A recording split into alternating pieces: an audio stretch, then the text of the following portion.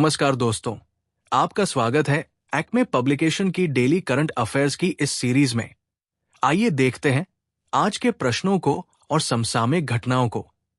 आज का पहला प्रश्न है, केंद्रीय स्वास्थ्य और परिवार कल्याण मंत्री जगत प्रकाश नड्डा ने कहाँ 9वें राष्ट्रीय शिखर सम्मेलन का उद्घाटन किया? ऑप्शंस है अ. दिल्ली, बी. पुरी, सी. मुंबई, डी. कोलकाता। सही उत्तर है बी. पुरी। केंद्रीय स्वास्थ्य और परिवार कल्याण मंत्री जगत प्रकाश नड्डा ने ओडिशा के पुरी में 9वें राष्ट्रीय शिखर सम्मेलन का उद्घाटन किया। इस सम्मेलन का उद्देश्य सार्वजनिक स्वास्थ्य सेवा प्रणाली में अच्छे प्रचलनों और नवाचारों को प्रेरित करना है। ये आयोजन 2 दिन तक चलेगा। दूसरा प्रश्न है, कैलाश सत्यार्थी की आत्मकथा दियासलाई किससे संबंधित है? ऑप्शंस है अ. उनके व्यक्तिगत संघर्षों से, बी. उनके बचपन की कहानियों से, सी. बाल श्रम के खिलाफ उनके कार्यों से, डी. उनके यात्रा अनुभवों से। उत्तर है सी. बाल श्रम के खिलाफ उनके कार्यों से। नोबेल शांति पुरस्कार विजेता कैलाश सत्यार्थी की आत्मकथा दियासलाई हाल ही में प्रकाशित हुई है। इस पुस्तक में उन्होंने बाल श्रम उन्मूलन और सामाजिक न्याय के लिए अपने संघर्षों की कहानी साझा की है। पुस्तक का विमोचन जयपुर लिटरेचर फेस्टिवल 2025 में हुआ, जहां सत्यार्थी जी ने अपनी जीवन यात्रा और बच्चों को शोषण से मुक्त कराने के प्रयासों पर प्रकाश डाला है।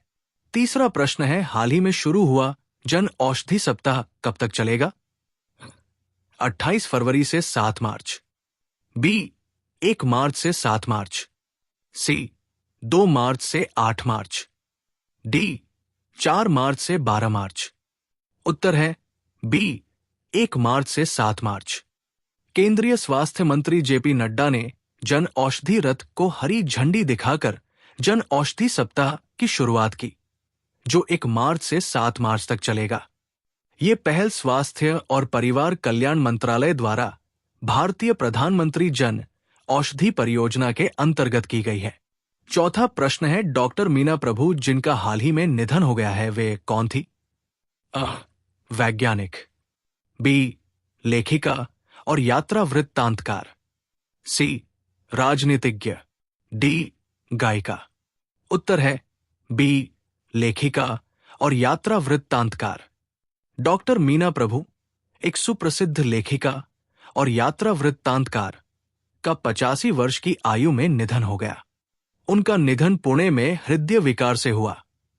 उन्होंने मराठी यात्रा वर्णन साहित्य में महत्वपूर्ण योगदान दिया और माझ लंदन जैसे प्रसिद्ध कार्य लिखे।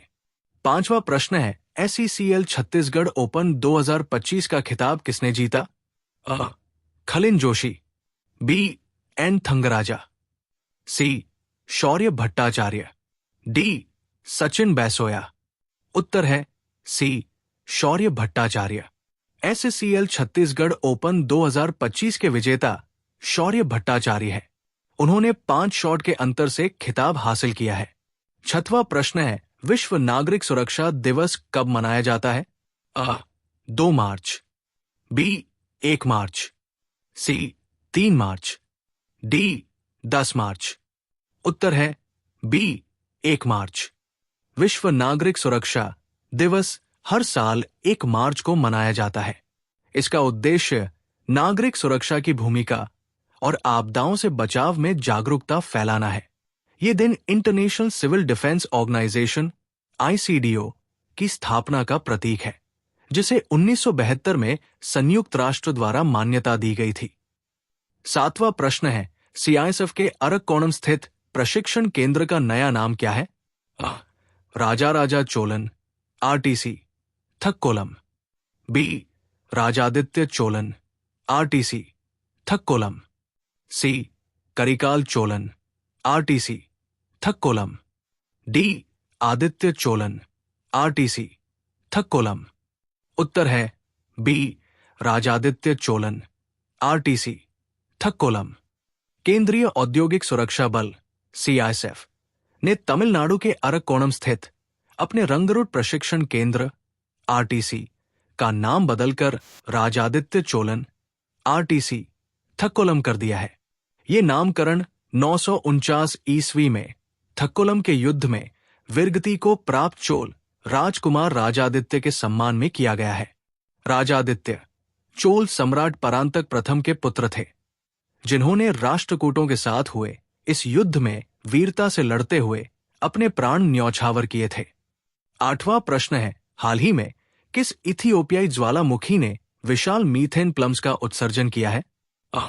माउंट एर्टा अले, बी माउंट फेंटेल, सी माउंट अवासा, डी माउंट तोबा। उत्तर है बी माउंट फेंटेल। हाल ही में इथियोपिया के माउंट फेंटेल ज्वालामुखी ने अत्यंत दुर्लभ घटना के रूप में विशाल मीथेन प्लम्स मिथेन प्लूम्स का उत्सर्जन किया है। यह घटना वैज्ञानिकों के लिए महत्वपूर्ण है, क्योंकि आमतौर पर ज्वालामुखी कार्बन डाइऑक्साइड और सल्फर डाइऑक्साइड जैसी गैसों का उत्सर्जन करते हैं, जबकि मीथेन का उत्सर्जन अपेक्षाकृत दुर्लभ है।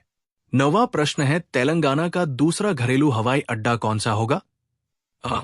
रामागुंडम हवाई अड्डा, बी करीमनगर हवाई अड्डा, सी ममनूर हवाई अड्डा, डी खम्मम हवाई अड्डा।